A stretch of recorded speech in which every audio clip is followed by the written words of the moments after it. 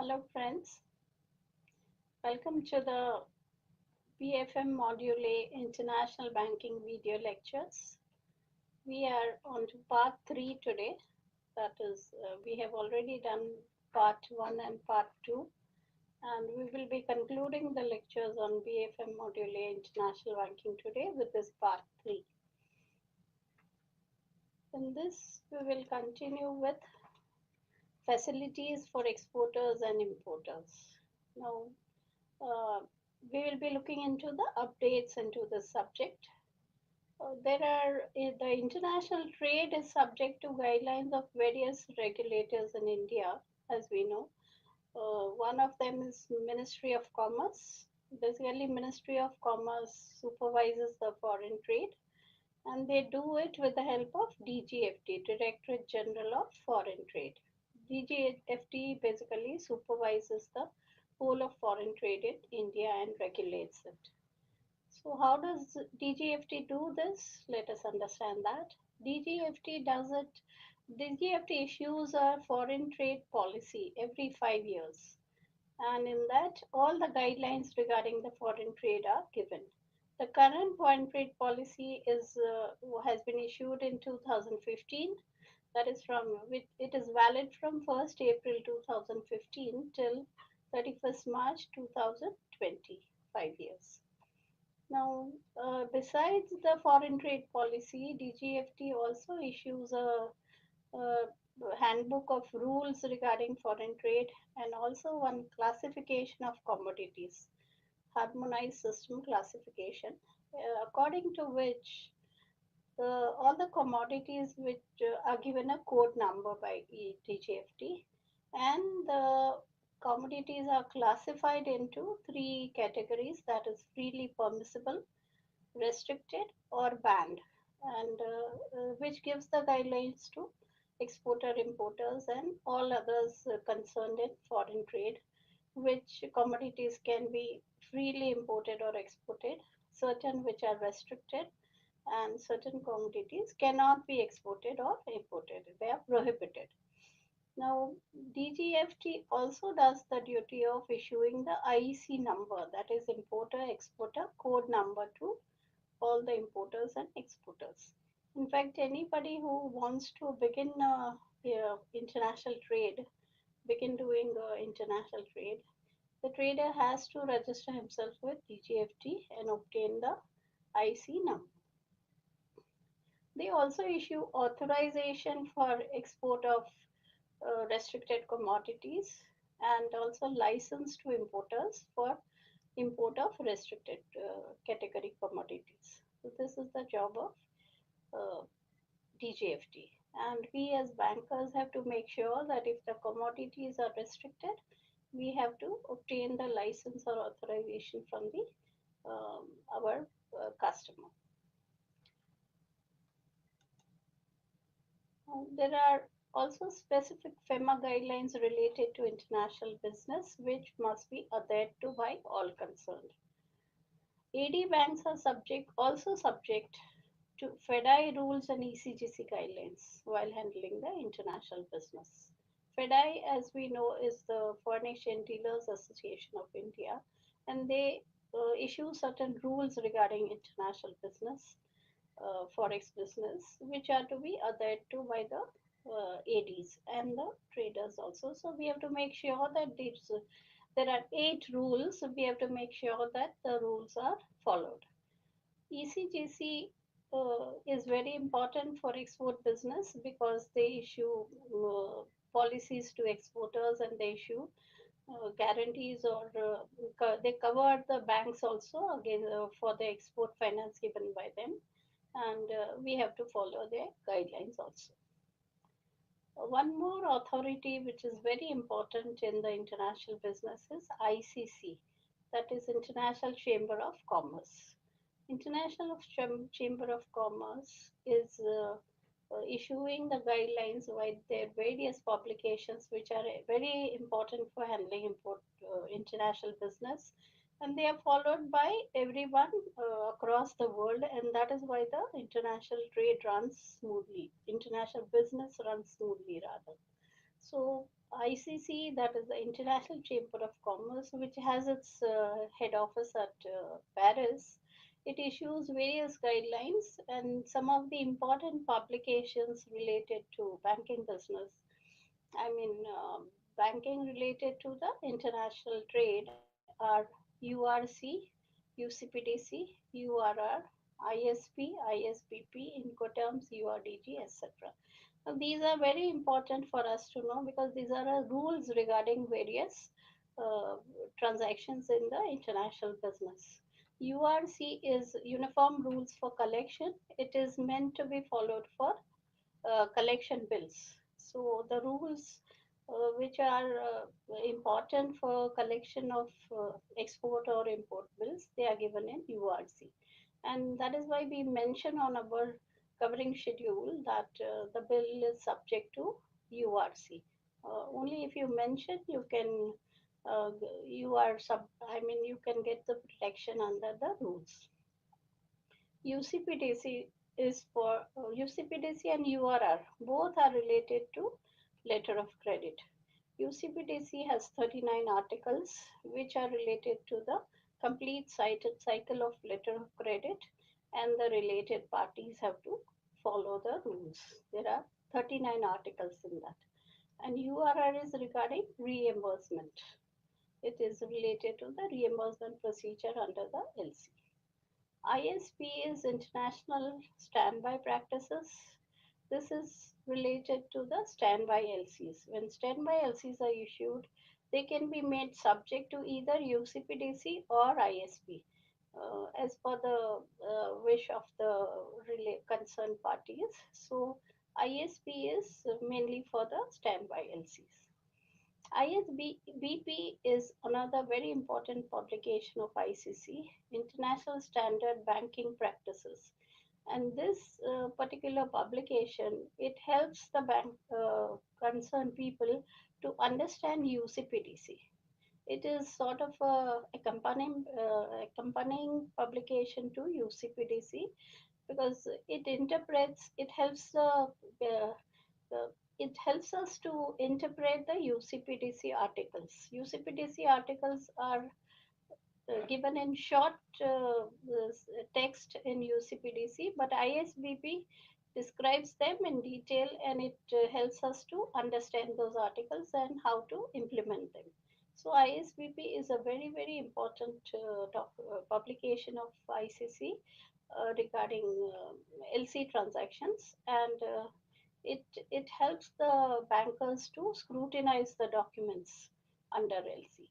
So it is a must read for all those who are involved in the trade finance.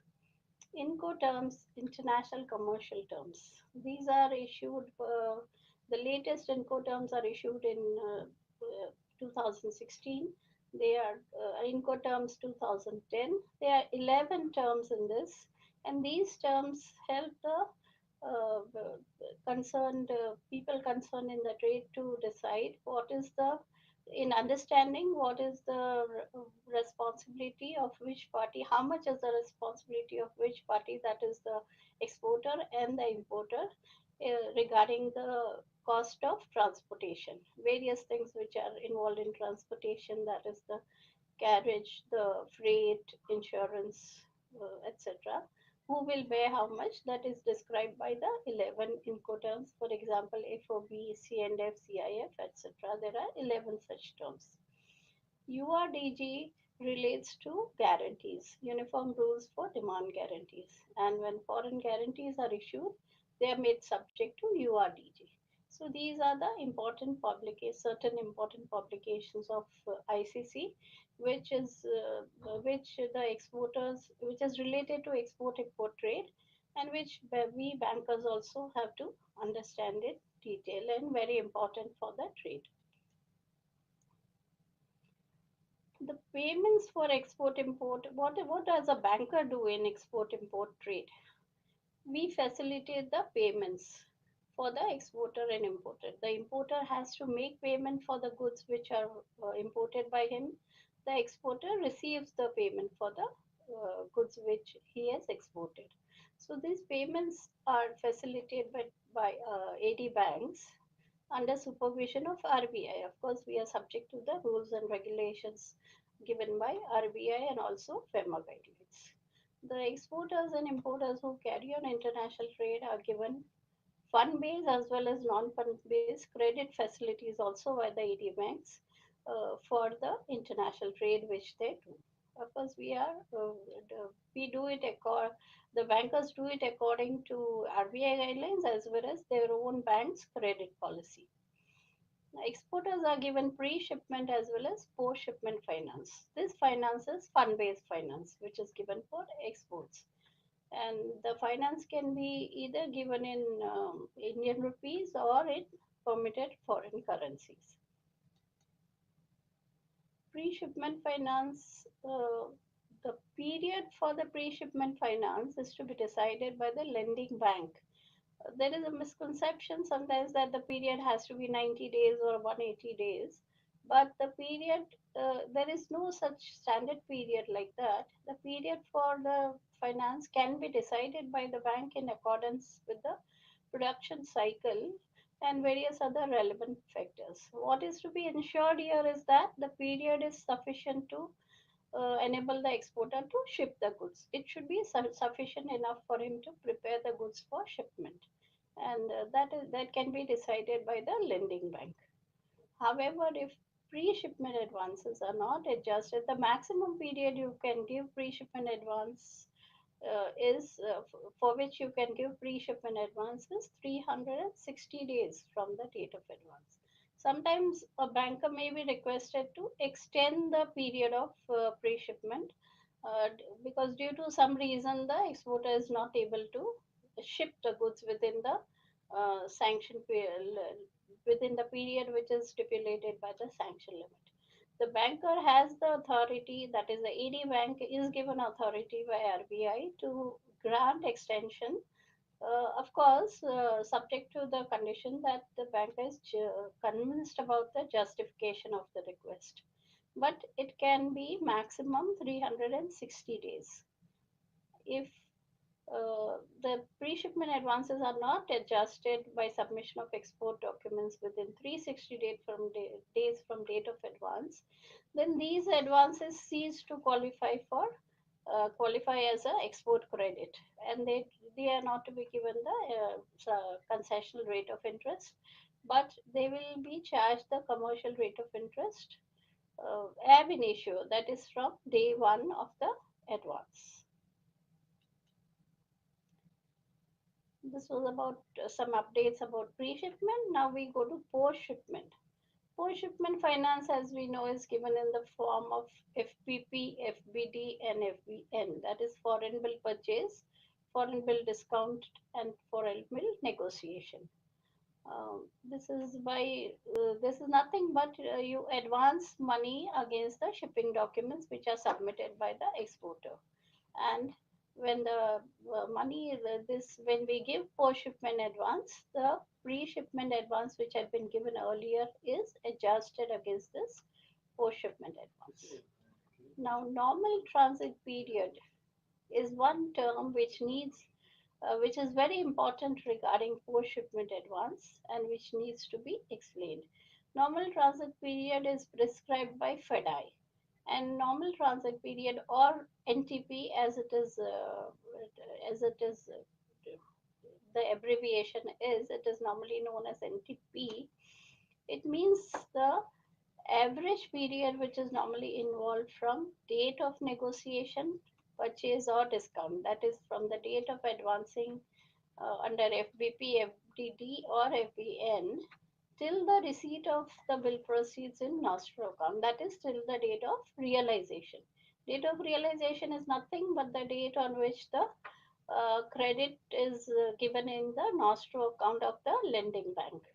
So, as prescribed by FEDI from time to time, it is to be the NTP has to be followed, and the lending bank is allowed to charge to recover the interest upfront from the borrower for the NTP. At present, it is 25 days, but the concept of NTP is to be followed as per FEDI rules from time to time. So the lending bank charges the interest according to NTP upfront while giving the while advancing the funds against this. But the if suppose the realization comes earlier than 25 days, then the interest is refunded to the exporter proportionately. So one more concept which needs to be explained here is the crystallization. The unpaid export bills have to be crystallized. Export bill, site export bill, which is not paid after certain, the period for crystallization is decided by the individual bank's policy. Earlier, FEDI had prescribed this period as 30 days after the due date of the bill or after NTP in case of site bills. Now FEDI has given, authority to ADs to decide their own period. So every bank decides this according to their individual policy, and it has to be followed. After this particular date, crystallization period, as per the bank's policy, the unpaid export bill should be crystallized by uh, using the TT selling rate. When we purchase the bill, we use bill buying rate, but for crystallization, the TT selling rate is used.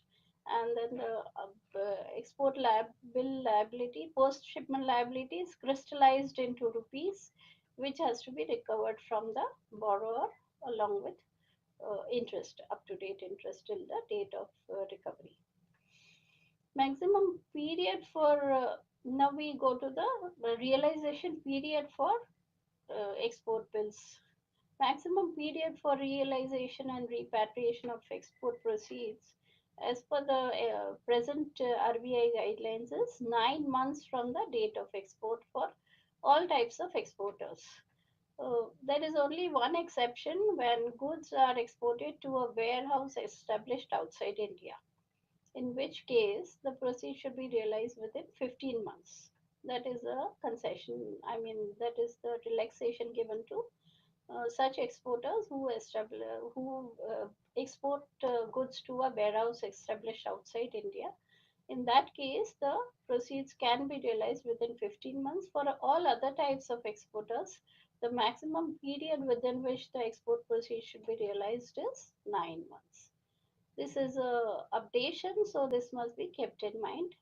This period before some years was 6 months instead of 9 months. So uh, after that, it became 1 year. After the global financial crisis, it was increased to 1 year, and now it has been reduced to 9 months. Now, pre-shipment and post-shipment finance, it can be provided to exporters of services also. There are 161 tradable services which are covered under the FTP 2015 to 20.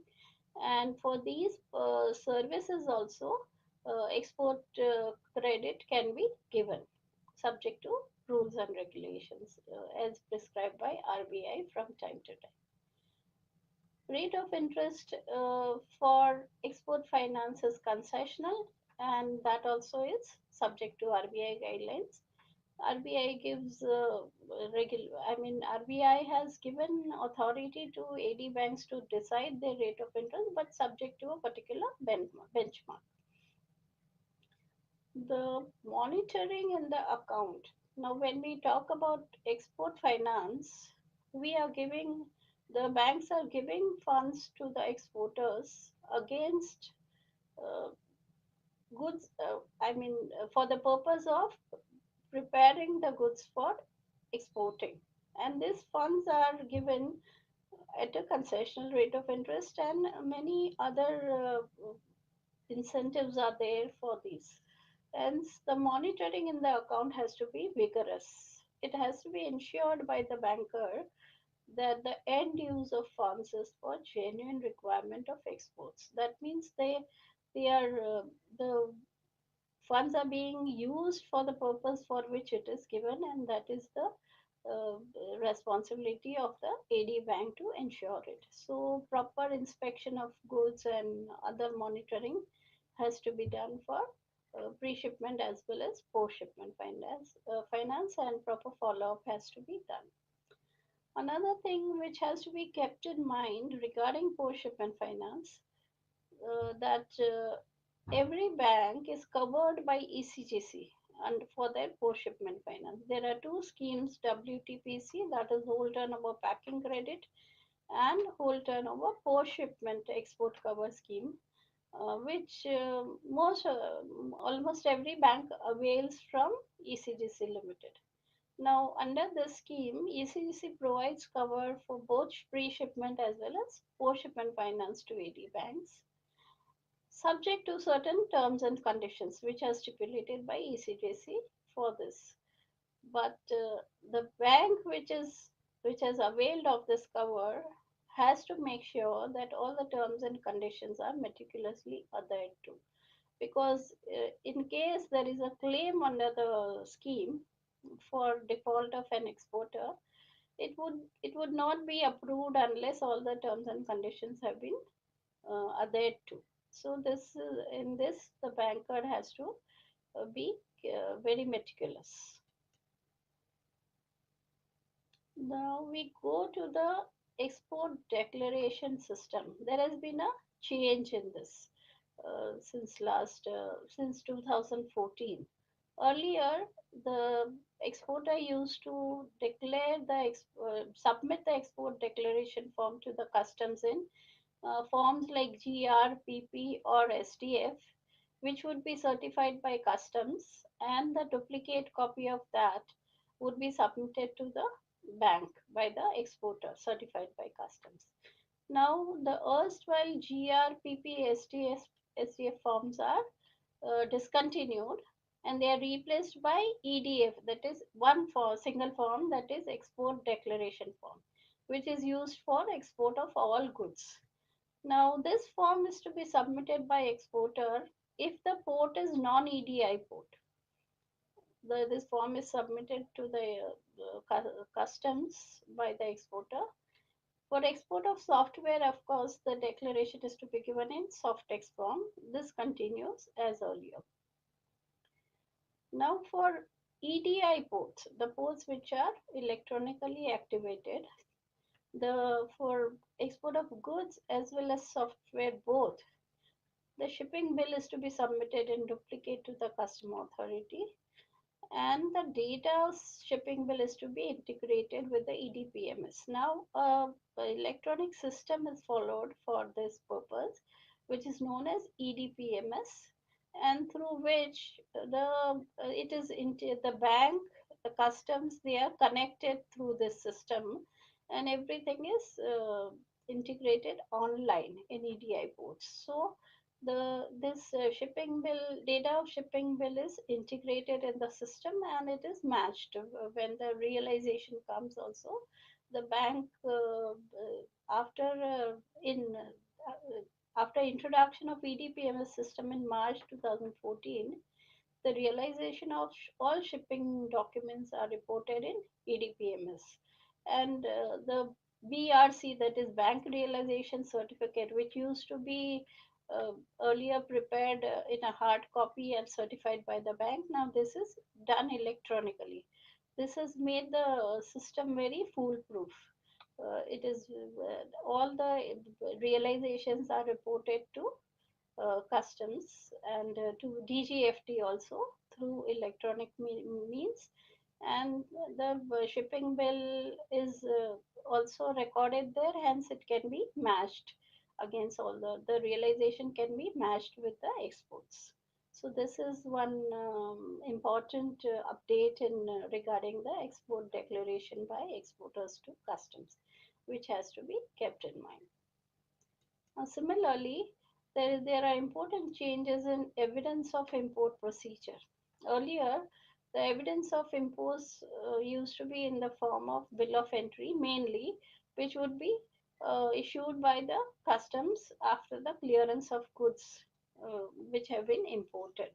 Now, after, this has also been now, in this also electronic procedure has been introduced, which is known as IDPMS. This has been introduced since 2016.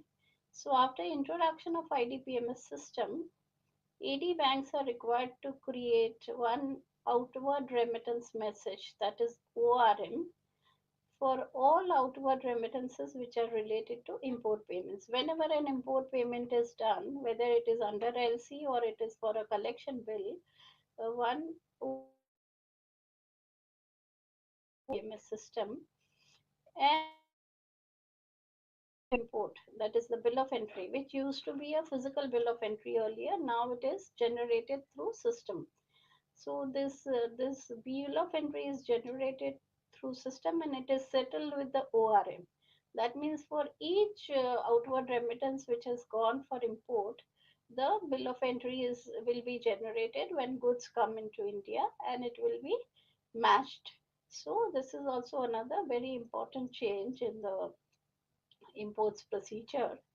And upon settlement of this, AD Bank issues an acknowledgement slip to the importer.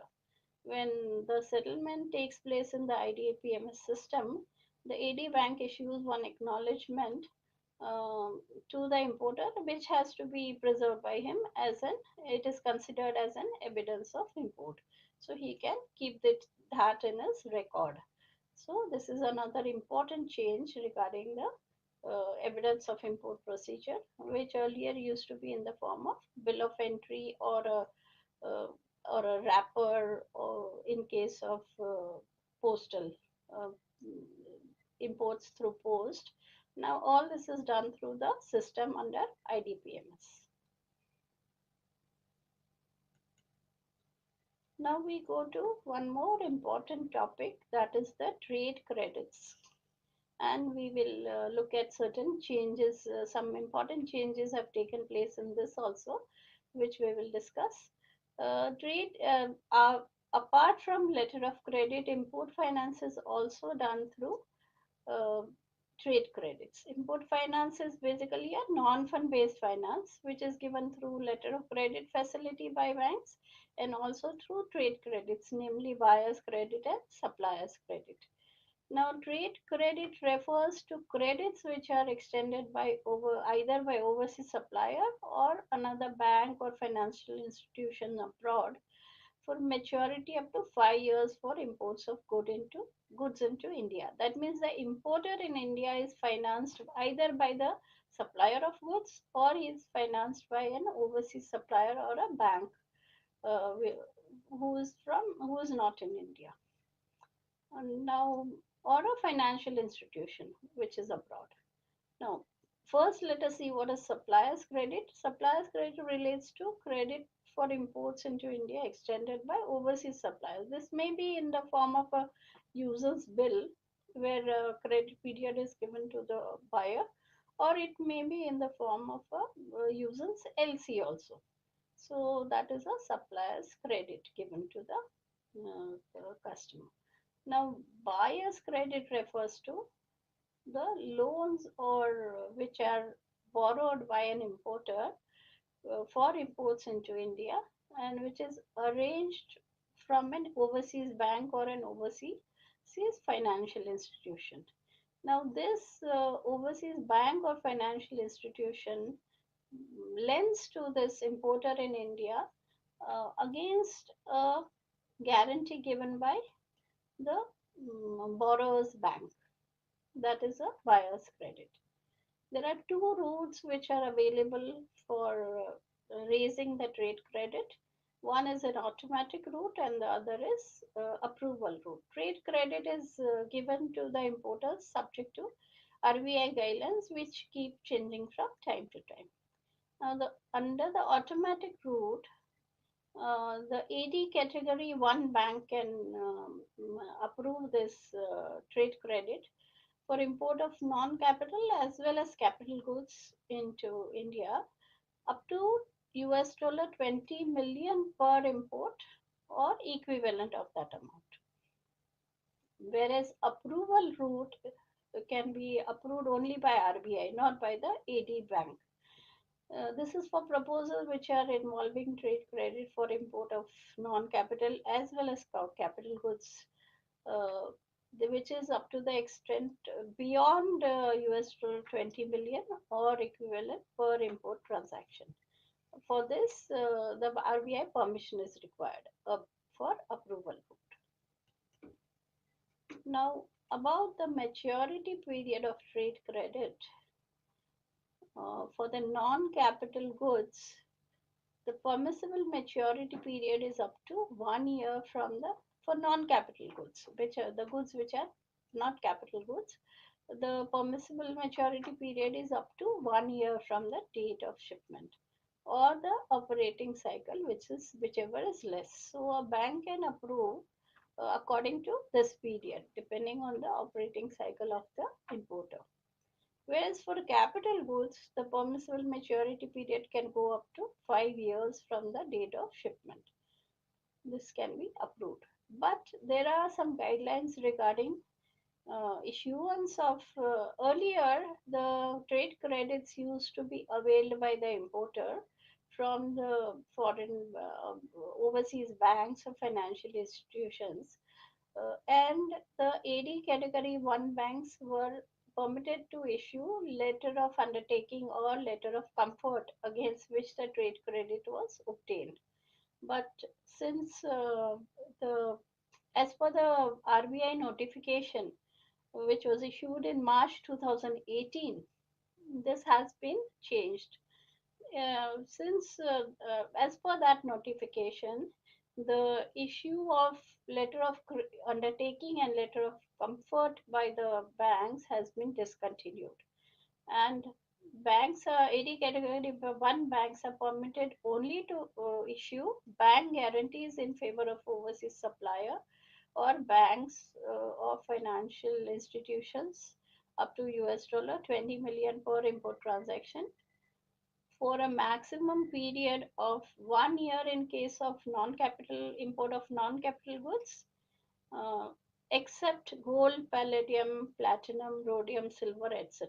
Or except these, the other capital goods, non-capital goods can be for import of those goods except these, the banks can, AD category 1 banks can issue bank guarantee, not LOU or LOC, in favor of the overseas supplier or bank or financial institution for availment of the trade credits.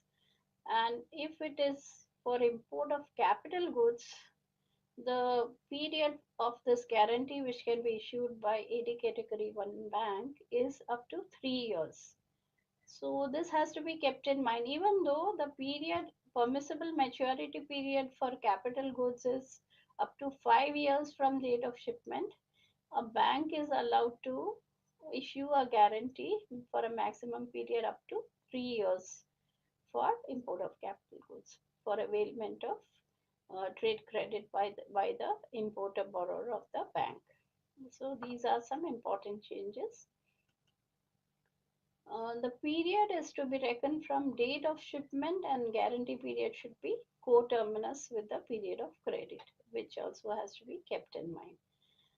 The all-in cost ceiling for raising the credit is of course subject to RBI guidelines, which may change from time to time.